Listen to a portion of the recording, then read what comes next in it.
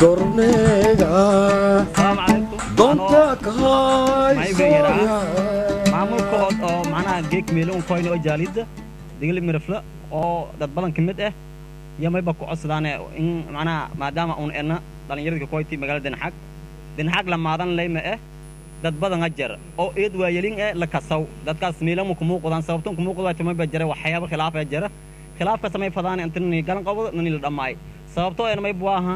in sheegada dad badan macnaha geek meel degan oo nana un lamaadan nin xil saaro oo geek seeno qaraan ka seena suurtagal ma khilaaf jira khilaaf daradeenu had may beesaatu nishaana ma aruurini dad un amal oo may la ka aruuri oo macnaha oo dhalinyaro un amal la ka aruuri maana nin xil saaro kor dadkaas samay la faday khiraadka meel iska dhahay intiina nin la ogaado walna kula qowatan hadiisin atin maamulka oo macnaha oo meelan geeka aniskoy may ba id farxad laha dadkii oo macnaha maanta inka geeka sidin ana koyo oo shirco saacno aan Den Haag ka dhiyaw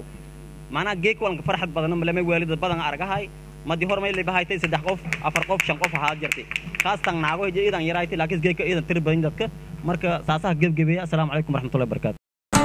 Dornega.